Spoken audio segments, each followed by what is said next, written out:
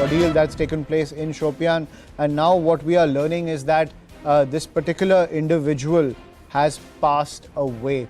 He was shot by these terrorists in Shopian. He was relaxing in his lawn, and now Poran Krishan Bhat, that's the name of this individual. He has now passed away. That's the piece of breaking news that's coming in, where another tragedy coming in from the Kashmir Valley, where a Kashmiri Pandit was targeted while he was sitting in his home with his family. And now the news coming in is that this individual, his name is Poran Krishan Bhat. He has now passed away. I'm joined by Tejinder Singh Sodhi on the phone line. Tejinder, another tragedy when it comes to the entire normalcy push in Jammu and Kashmir. This will surely anger the Kashmiri Pandit community, who were assured security and jobs by the central government when they were relocated to the Kashmir Valley. Yes, Ashman, unfortunate news coming from Shopian that Poran, who was injured by the terrorist, has, however, succumbed to his injuries. The doctors tried their best. Poran Kumar Bhat, who was injured by the terrorist when he was inside his own premises. We are told that he was with his family inside his residential lawn when he was targeted by the terrorists. He was shifted to the district hospital in Shopian in a critical condition. But however, the doctors could not save him. He had received several gunshot wounds, and he has unfortunately succumbed to his injuries. And you rightly pointed out that there has been a wide anger among the Kashmiri Pandit community, especially in Jammu, in Kashmir, because they are being made easy target by the terrorists. We saw how Rahul Bhat, a Kashmiri Pandit working with the revenue department in the Chadura area of Badgam district, was shot down when he was working inside his office. And after that, there has been a spate of these terror attacks on Kashmiri Pandit community members. So now, once again, a Kashmiri Pandit became a target of these terrorists. He was shot by the terrorists. Tejinder, please stay with us. We're joined by Lalit Ambardar, Kashmiri Pandit activist, on the phone line. Mr. Ambardar, another tragedy coming in from the Kashmir Valley, from the hotbed of terror, which has become Shopian. This delivers another significant blow to this entire project of the central government to deliver normalcy to the Kashmir Valley, and namely to rehabilitate the Kashmiri Pandits, that long-standing demand. Well, I'm not surprised. Yet another Kashmiri Hindu, Kashmiri Pandit has fallen prey to the continued pan-Islamism inspired terror-infested Kashmir Jihad. But the point is, will the present government, the present establishment realize that Kashmiri Hindu genocide has not ceased? And what is this talk of rehabilitation?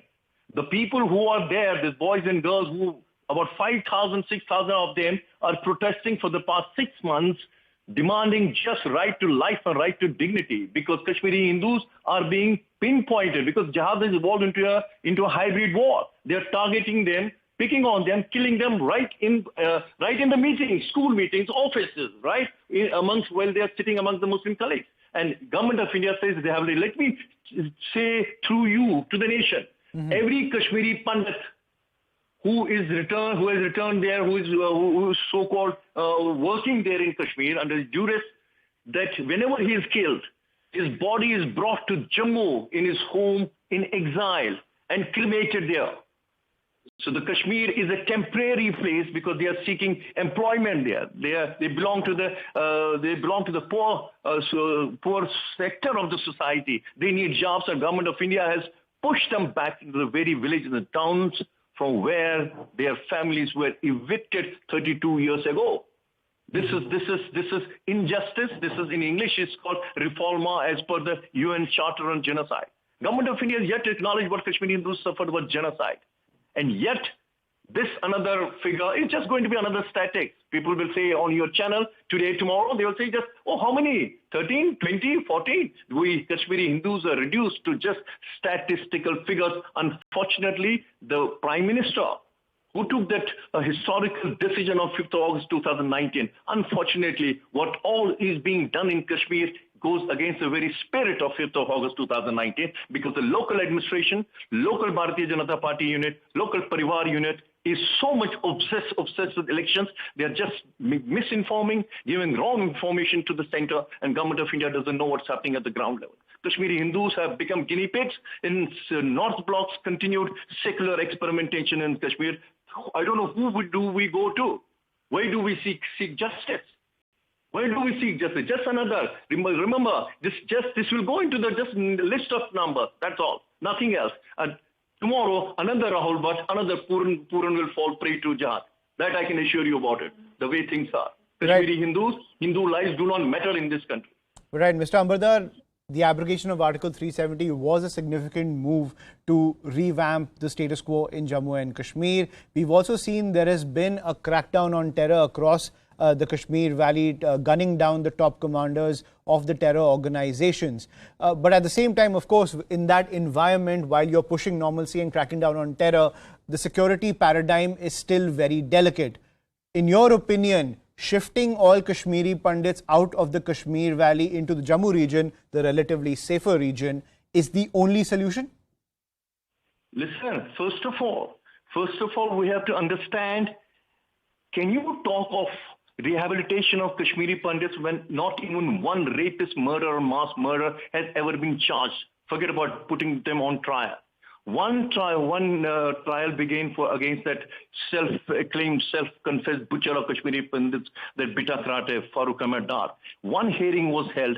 2 subsequent hearings were aborted, abandoned, because the local administration, right under the present government's rule, was refused security, and he had to return back for Srinagar airport. And when the rapists and murderers are roaming free in Kashmir, you want Kashmiri Pandits to go back to Kashmir? Well, I agree on one point, that the security grid is very tight as on today. That's why it's very difficult for the jihadis to strike and kill Hindus en masse. They are all target people generally en masse. And that's why whenever they are able to breach the security network, they pick up the target and make sure that he is killed. And to create the same fear psychosis that they used to do by killing people in a group there. The modus operandi has changed. But the agenda remains the same, that Kashmiri Hindus are jihadists, Kashmiri Hindus are on the target of jihadists, and they will be targeted because Kashmir does not tolerate Hindus anymore. Aboriginal Hindus are not welcome in Kashmir. Right. I'm also joined by Dr. Nirmal Singh, former Deputy Chief Minister of Jammu and Kashmir, on this piece of tragic news that's coming in from the Kashmir Valley. Dr. Singh, a lot of anger coming in from Kashmiri Pandits over another killing taking place, this time in Shopian.